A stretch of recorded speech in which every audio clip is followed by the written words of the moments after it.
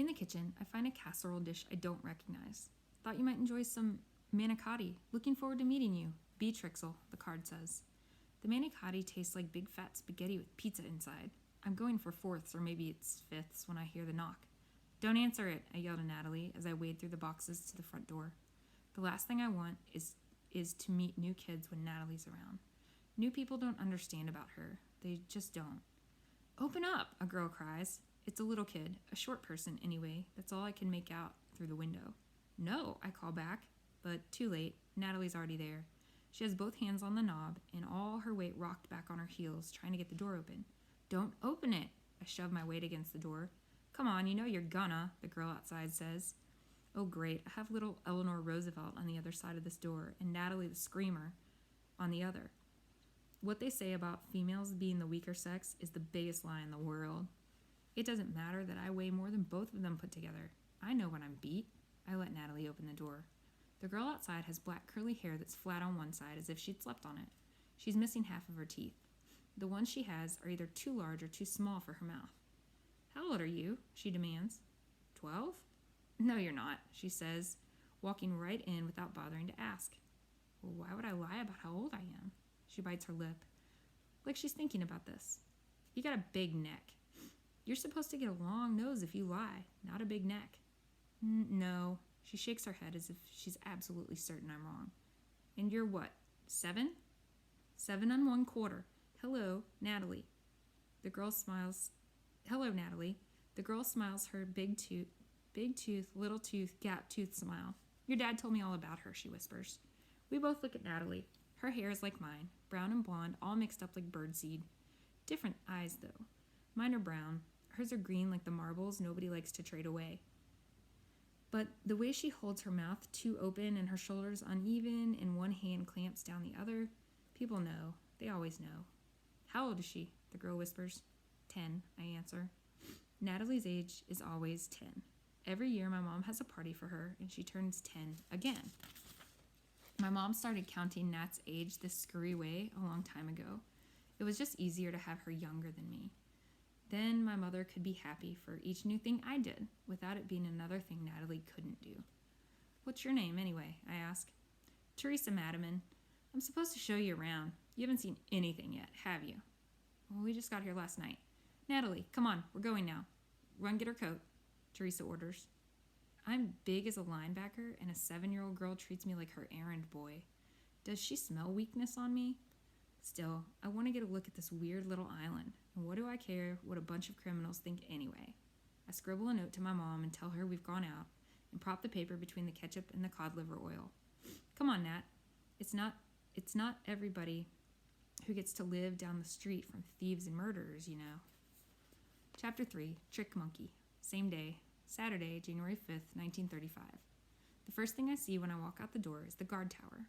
I wonder what you're supposed to do here. Should I wave? Teresa pays no attention. The tower might as well be a tree for all she cares. She leads us to the stairwell. Natalie's walking behind us with her head down, dragging her left foot on the edge of every step as if she's marking it with her toe. I want to take her hand to make sure she keeps up, but nobody touches Natalie. First, we're going to the morgue, Teresa announces with a little skip. Sure, I've been to hundreds of morgues, thousands of them, in fact. Dead criminals. Don't I get to meet any live ones, I ask? We're not really supposed to talk to the alive ones, but looking for dead guys is my job, Piper said. Dead criminal checker. Sounds like an important position to me. And who's Piper anyway, I ask. Piper? She's Warden Williams' daughter. She's bossy. Just what I need, another bossy girl. Oh no, I almost forgot. Teresa claps her hands, then digs in her pocket for a card folded in 4s. I made this for you. Annie did the words. I made the map, all by myself. And who's Annie? Annie's Annie. She's 12. She helps me with stuff. Are there any boys on this island? Jimmy and... She counts on her fingers. 11 little boys who are 5, 4, 3, 1, and 0. 0? Not 1 year yet. Do you want to know their names? I shake my head, but too late. Teresa's already rattling off the name of every little boy here. Thanks, Teresa. I cram the card in my pocket. Hey, she hollers in my face. You didn't read it. She holds out her hand and wiggles her fingers. Give. I hand the card back and Teresa reads it to me. Alphonse Capone, a.k.a. Scarface, Big Al, Snorky, born in New York, January 17th, 1899. Family, wife named May, son named Sonny. Teresa reads really well for a little kid, except it doesn't seem like she can walk and read at the same time. Now we're at a complete standstill on the steep road that leads to the top of the island. Couldn't we do this after the morgue, I ask. She ignores me. Clearly there's no stopping her until she's read every last word. Business. Bootlegging gangster mob boss. Favorite colors. Canary yellow and pea green. Favorite jewelry. $50,000 diamond pinky ring. Favorite weapon. Thompson machine gun. Favorite crime. Dinner party of death. Invites lieutenants in his organization known to have double-crossed him to a party. After dessert, Al's men lock the doors and Capone beats the traitors to death with a baseball bat. A baseball bat? Favorite word for murder? Rub out. Often in front of many witnesses who then developed gangster amnesia. Sent to jail for tax evasion. Other stuff. Rigged elections. Opened first soup kitchen in Chicago. Likes silk underwear. What is this guy? Nuts? Current home, Alcatraz Island. And that's not all we have here either, Teresa says when I look up. There's Machine Gun Kelly, who happens to be a world-famous kidnapper, and Roy Gardner, who has escaped 110 times, but not from Alcatraz. Not yet, anyway. Oh, we have everyone who is bad, except Bonnie and Clyde on account of their being dead, she says. A truck horn beeps and we move off the road. A guard in a dark gray uniform like my dad's is behind the wheel. He brings the truck to a squeaky halt and cranks down the window. I glance back at Natalie, who has been so quiet I almost forgot she was there. She's looking at the ground as if she lost something. Her arms are down by her sides, not up high like a chipmunk's the way they usually are. They Cam Flanagan's kids? The guard asks Teresa. Teresa nods. Yes, sir, Mr. Trixel, she says. Where are you headed? Piper's house, sir. Mr. Trixel nods. Make a beeline there, Teresa. You know the rules. Yes, sir. The guard's eyes scan me and Nat. If he gets there's anything different about her, he doesn't let on. The brakes squeal as the truck inches down the steep road. Now the cell house is looming over us like the world's biggest school for bad boys. The kind of place where guys go in and never come out. I wish Pete were here. Pete would love this. Teresa chatters on about why she thinks Capone will really like her when she meets him, which clearly she hasn't done yet.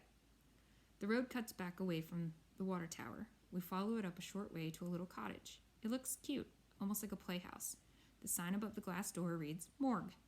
Inside, there's a bucket on the floor and a metal box. What do they do in morgues anyway? Are they like bread boxes for dead bodies? Or do they label stuff in special compartments, baskets for fingers, drawers for toes? This is it, Teresa says, only they keep it locked. She pulls on the door handle to show me. Yeah, I see. Maybe we should move on. Didn't you tell the guard guy we were going to Piper's house? I don't like getting in trouble. I was born responsible. It's a curse.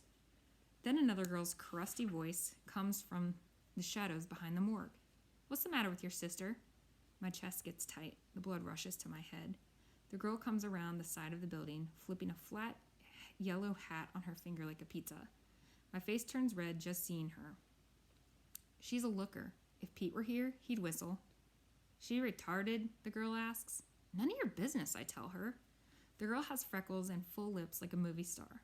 She winds her dark hair around her fingers and looks at me through half-shut eyelids. Something about the way she does this makes me glance down to make sure my fly is buttoned. When I look up again, she's staring at Natalie. Stop looking at her like that, I say. That's Piper. Remember? I told you about her, Teresa says. So, not retarded. Stupid then? Piper asks. Look, can we drop this already? Just asking a simple question, Piper says. Not in front of Natalie, I whisper. She shrugs and walks behind the morgue. Teresa and I follow. Nat stays put. How would you like it if I asked, are you stupid? I would just say no. Piper flips her hair behind her shoulder. No, she's not stupid, I say. Prove it. I clench my fists. I'd really like to give this Piper girl a pounding. See, I knew she was retarded, Piper tells Teresa. Will you kindly just shut up? I roar louder than I intend. They both stare at me. Follow me. I walk back around to the front of the morgue. When's your birthday, Piper? I ask. November 16th. 1922? Yep. Natalie, what day of the week was Piper born? Thursday, Natalie says without looking up. Is that right? I ask Piper. Piper doesn't answer, but her eyes open wider. She chews at her bottom lip. What else can she do? She asks. She's not a trick monkey. She'd never make it as a trick monkey. She only has one trick, Piper says. 487 times 6,421 is 3,120,000.